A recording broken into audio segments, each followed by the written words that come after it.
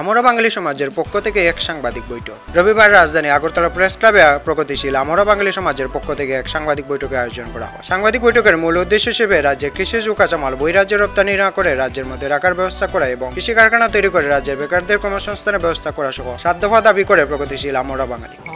আমরা বাঙালি সমাজ চায় যে ত্রিপুরাতে অর্থনৈতিক স্বাধীনতা আনতে গেলে বলিষ্ঠ অর্থনৈতিক স্বাধীনতা প্রতিষ্ঠা করতে হলে এই ত্রিপুরার প্রতিটা ব্লক অঞ্চলে অর্থনৈতিক ভিত্তিক ব্লক ভিত্তিক অর্থনৈতিক পরিকল্পনা করে ত্রিপুরা প্রতিটা মানুষের অন্ন বস্ত্র শিক্ষা চিকিৎসা বাসস্থান আমরা গ্যারান্টি দিই।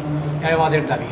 আমরা দাবি করেছি যে ত্রিপুরার এই ব্লক অঞ্চলে 100% মানুষের মধ্যে আপনার 30 থেকে 40% মানুষ থাকবে কৃষি নির্ভরশীল, 20% মানুষ থাকবে কৃষিভিত্তিক শিল্পে, 20% মানুষ থাকবে কৃষি সহায়ক শিল্পে, 10% মানুষ থাকবে অকৃষি শিল্পে, আর 10% মানুষ থাকবে বুদ্ধিজীবী, চাকরিজীবী এবং সেবামূলক কাজে।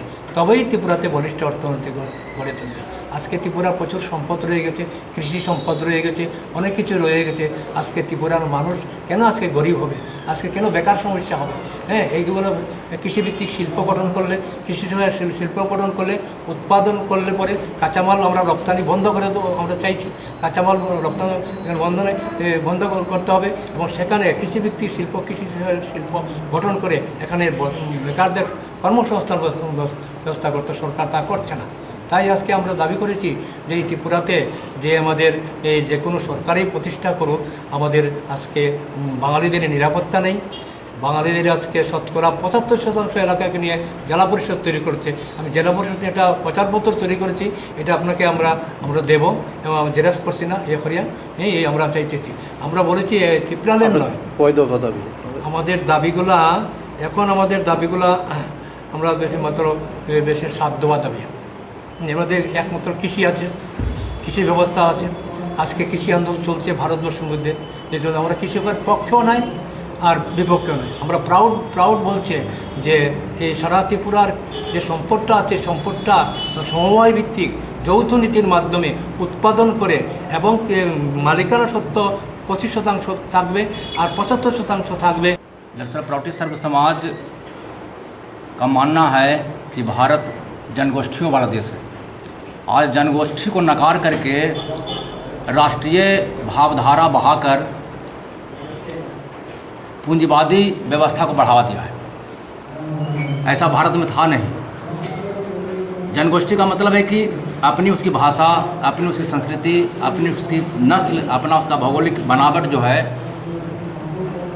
उसके आधार पर विकास की योजना बननी चाहिए। सपोज के जब जैसा इन्होंने बताया कि प्रगतिशील हमरा बंगाली समाज जो है ये पूरा बंगला भाषी वाला जो भूभाग है उसको लेकर गठन किया है।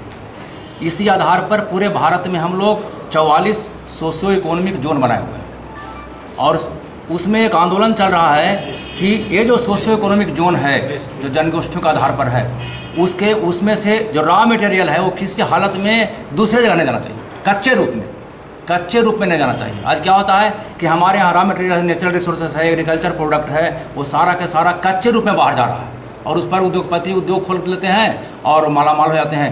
जहाँ कच्चा माल पाया जाता है, जहाँ कच्चा माल उपलब्ध है उसको कोई फायदा नहीं होता है।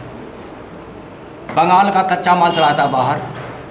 उसी तरह से 44 जो जनगोष्ठी भारत में है वो सब अपने अपने तरीके से वहाँ पर वहाँ की मिट्टी में जो प्राकृतिक संसाधन उपलब्ध है उस क्षेत्र विशेष में उस पर उद्योग न लग करके वहाँ के लोगों के माध्यम से उद्योग न संचालित होकर के वो सब बाहर चला जाता है और हमारे ही क्षेत्र के बाल बच्चे उसमें जाते हैं नौकर बनने के लिए। इसलिए एक नई सोच आई है।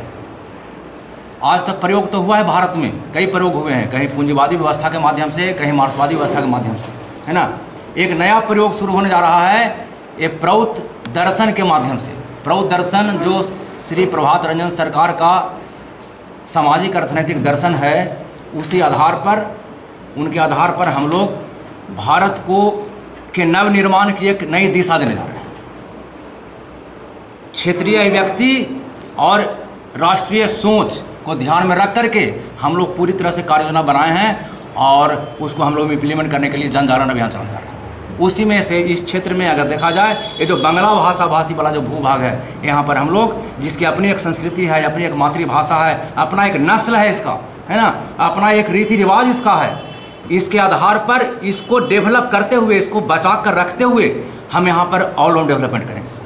उसी तरह से सपोज कीजिए बिहार में कहीं मगध है, कहीं मिथिला है, कहीं अंगिका है, कहीं भोजपुरी है, ये जो सब क्षेत्र है वो शब्द भी अपने अपने अपने अपने विशेषता को लिए हुए हैं। वहाँ प्रकृति प्रचुर संसाधन दिया है, उसके आधार पर मिथिला क्षेत्र की संपदा को मिथिला में रोक करके, मिथिला क्षेत्र की संपदा को, कच्चे संपदा को मिथिला क्षेत्र में रोक करके मिथिलावासी के द्वारा उस पर उपक्रम खड़ा करके वहाँ रोजगार सृजन किया जाए और हर क्षेत्र, हर लोगों को के जीवन से जो गरीबी है उसको दूर किया जाए, है ना। Bureau report, voice 18।